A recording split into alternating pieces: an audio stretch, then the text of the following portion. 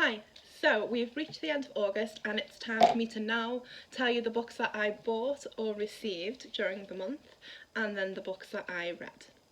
The aim of this video at the end is for me to try and get 5 books less on my physical TBR.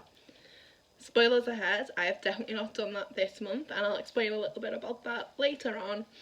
But when we finished the video last month we were at 264 books, which I will put on the screen. And we were aiming to be at 259 by the end of August. So let's see how I did.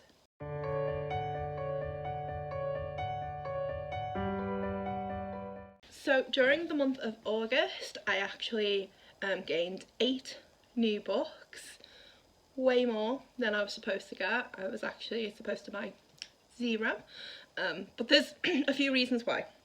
So I'll start off with my favourite acquisition during this month, and that is Shadow Black, Charmcaster and Soulbinder by Sebastian de Castell.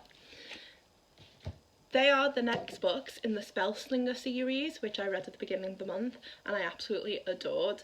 Spellslinger is about a young boy who he doesn't have magical powers, but in his society, by not having those powers, he is essentially outcast.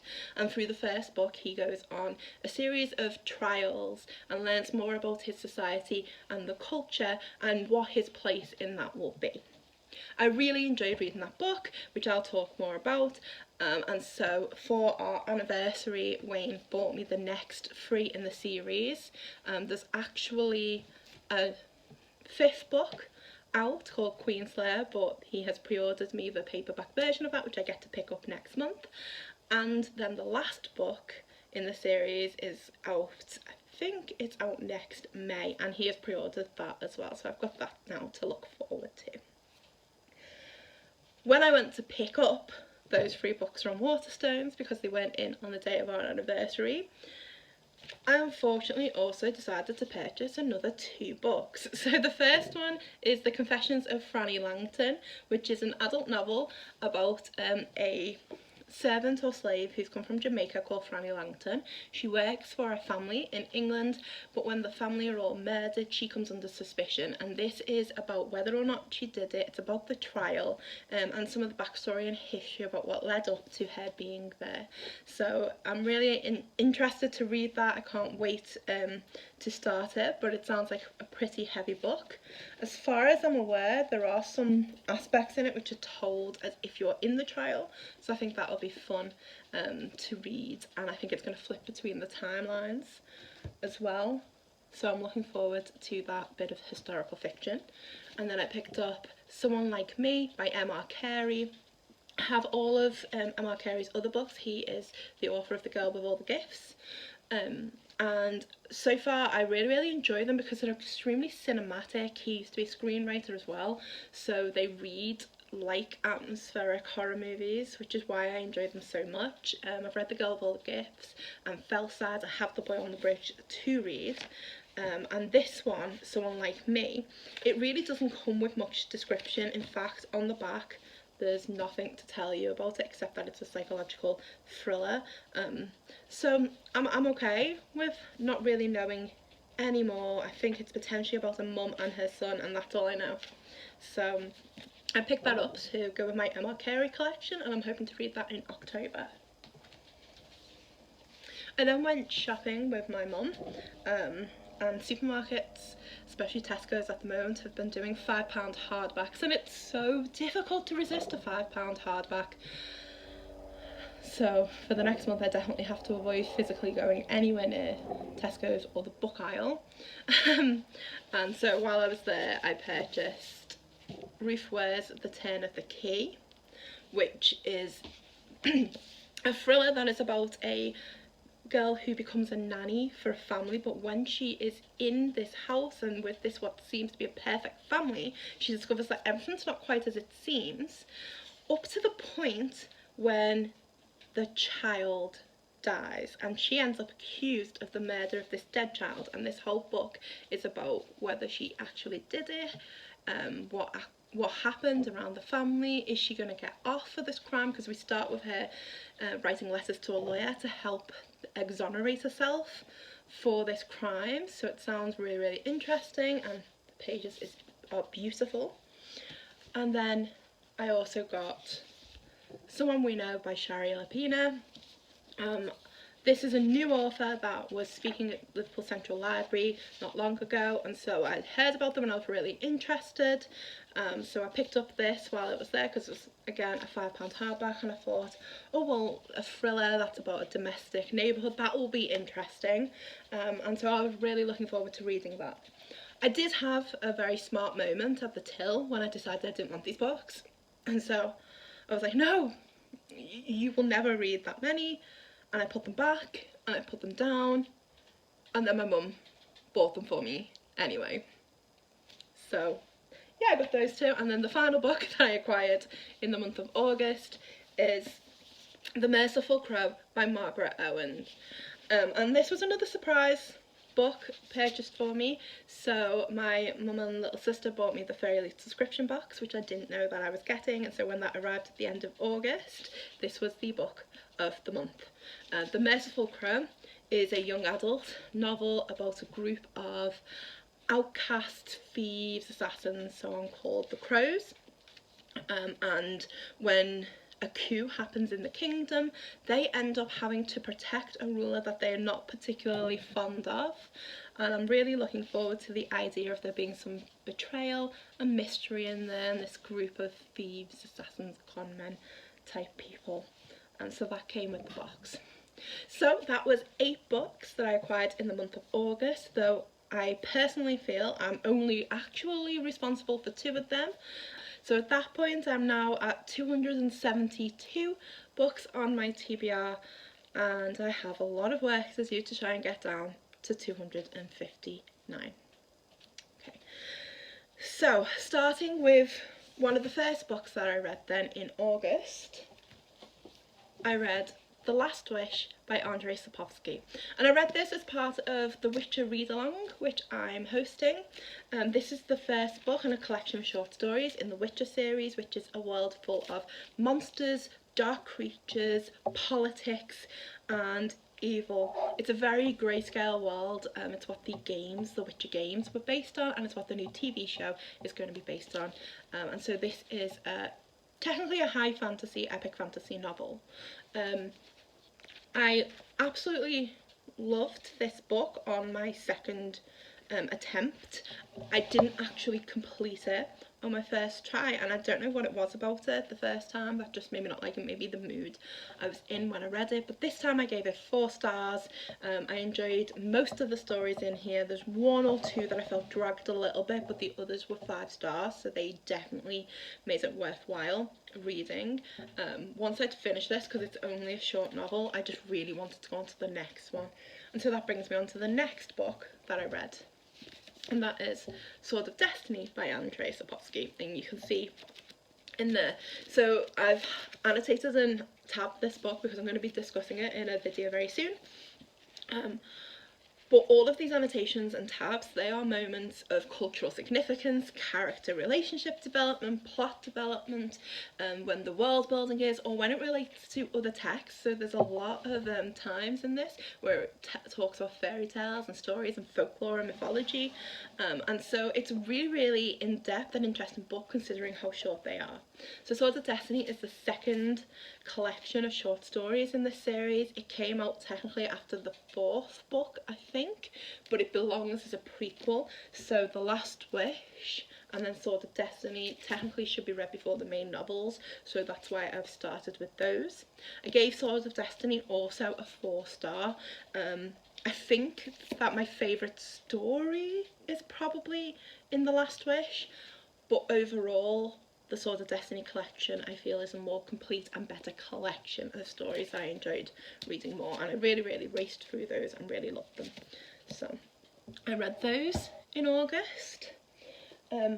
I also read Spellslinger in August. That was because this was the Confundus Charm, the Forbidden Section book for the Newts, for the Magical Readathon, and it was the big group book. I had this a little while ago. Wayne bought me it from the shop a few years ago, and I have just sat with it on the shelf thinking I should read that. I'm really, really glad that the Magical Readathon made me read it. It was a 5-star book for me. I enjoyed all elements of it. I think that it really developed this new culture and new world that I was really interested in learning more about, and I couldn't stop talking about it for days afterwards, which is why Wayne then went and bought me the rest of the series.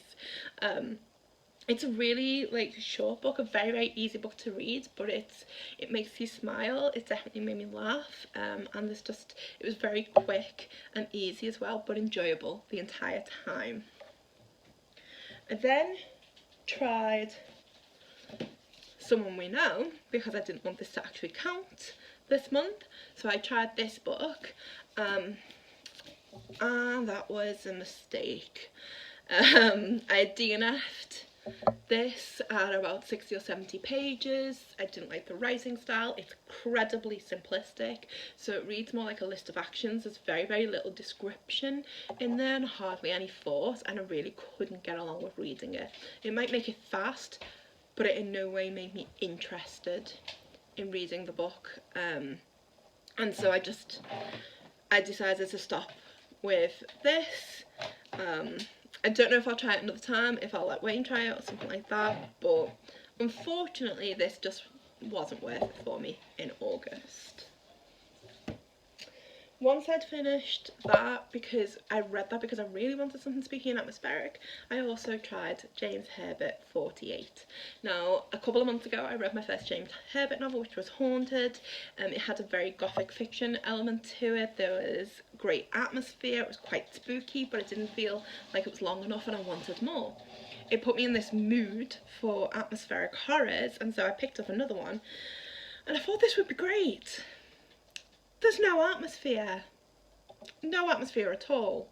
It's a 3-star read, it's okay, but it's full of plot, full of action rather than plot. There's no real slowness, so it doesn't build up any atmosphere to it. It's just constantly instead about these people running away from the enemy, and because everything seems to be an action scene, I really didn't care if they ran away or not. And to be particularly fair, the main character is a bit racist, very standoffish, very difficult to like, so I didn't care if you got away either. I was like, oh, you could kill the Nazis or you could kill yourself, I wouldn't be bothered. So I did finish it, but I didn't love it. And then I also read Shadow Black by Sebastian de Castell.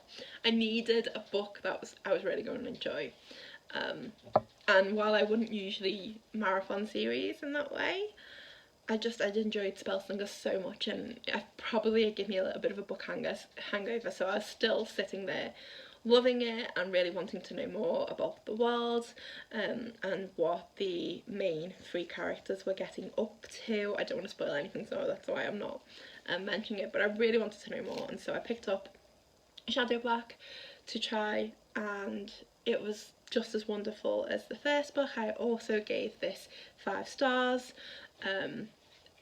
There's elements in it that in the first book were a little flawed, but I forgave for the enjoyment. I think it was fixed in this book. I feel like this was incredibly character driven and things were developed really, really well. I think it's really well structured as well. The first book follows 4 trials, and so it's split up over those trials, and this has a similar structure to it, giving you little separate parts, which is brilliant. And it made me laugh so much, and there's parts in it that I've tabbed because they were really, really funny, and I just wanted to keep going back to them. So that's another 5-star book. I have held off on reading Charmcaster and Soulbinder purely because I know September is going to be a very busy month for me, so I need something nice, easy, and definitely going to be enjoyable to read, so I've saved them for September. And then the final book that I read in August and literally finished last night is Song of Sorrow, which is the second book in the State of Sorrow and Song of Sorrow duology by Melinda Salisbury. I really, really enjoyed State of Sorrow. It's a very political novel. There's lots of backstabbing and political games going on. It's very character driven, and I thought that the relationships in that were really good. They were really interesting, and it was intriguing in this world that it created. For me, Song of Sorrow wasn't quite as good as that. I didn't enjoy it as much, but I did enjoy the first part, and I did enjoy the way the characters returned and their relationships together again. I did like seeing the friendships more, and a bit more of Iris, Sorrow's best friend, that's not a spoiler, so who I really loved in the first novel and wanted to see more of. So I think that's really good. There's a lot of themes in this about family, especially in the family that you make through friendship and support, and good networks like that, and so I thought that was a really fantastic element, and something that this book does very, very well. Allows you to know that family isn't always blood, but it can be something that you make together. And also, this book is just gorgeous. So the edge is just one of the most stunning edges I've ever seen. So overall I gave it a 3-star because I enjoyed it. It was okay, but it wasn't as good as the first one. But it's a nice little duology. It's definitely something that I would recommend that other people do read.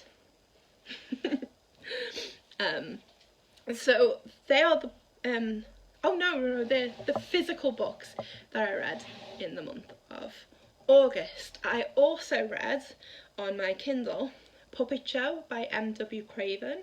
It's a thriller that's all about a killer who's killing men at standing stones, like stone circles, similar to Stonehenge. And I only gave that 2 stars. I also read The Furies by Katie Lowe because I'd heard Becca from Becca in the Books talking about it.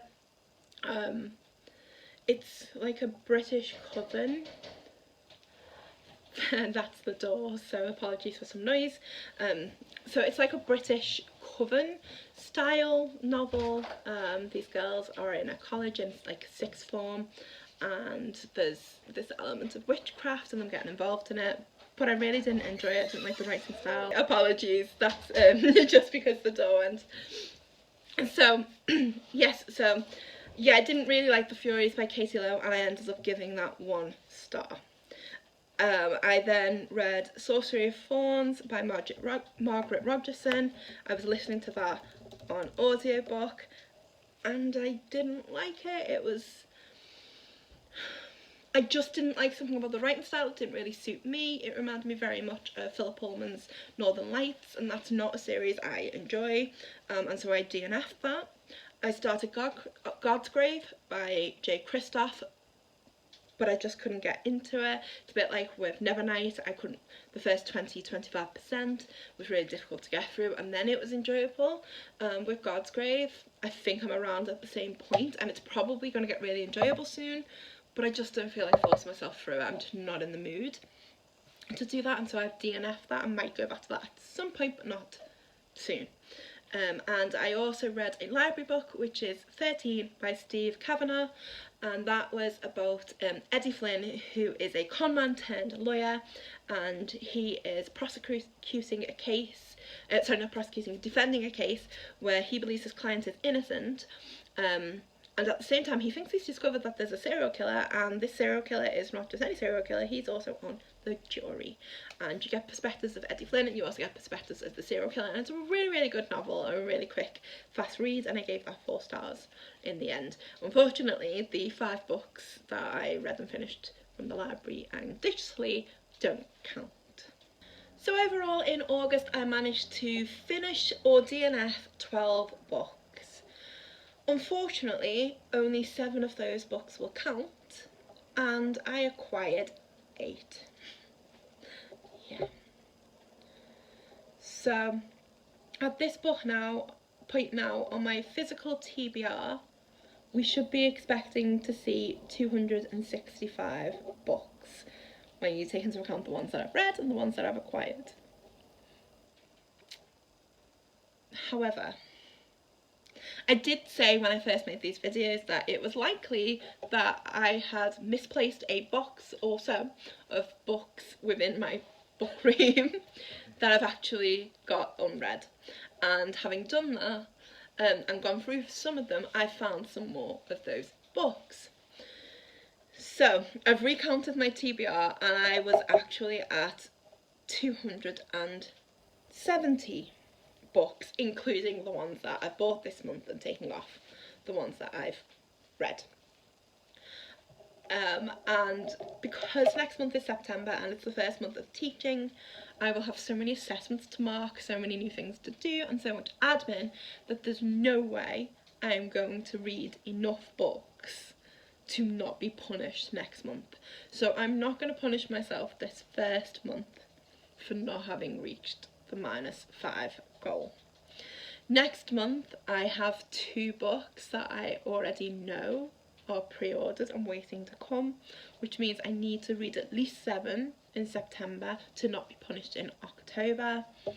And I want to make it 7 that I know I can easily fit into the schedule of school, because September is the worst month for any teacher. So it's just the one month that I need to give myself a little bit of a free pass. So those numbers, yeah, disregard them, they're all changing. We're back to 270 books, but that's okay. So we're going to be starting September with a TBR of 270 books, and by the end of September we will have achieved 265, and you can hold me to that, because if we haven't, then October I am going in with forfeits and a punishment. So I hope that your reading month was much better than mine. Overall, in the reading month, I actually have 3 books that are DNF'd and a few 2-star and 1-star books. So even though I've read a lot, it feels like a horrible reading month for me, and I'm looking forward to September being much more positive, because the books that are planned then I know I'm going to enjoy. Please let me know any recent books that you've read, or any thoughts you've got on the books that I have acquired or read during this month, because I really love to know about them and discuss them with people, especially if there's a book in there that you think I need to get to sooner, or a book in there you think I definitely don't need to get to at all. If you like this video, please like it. If you want to speak to me, please comment below. Otherwise, subscribe for more content just like this.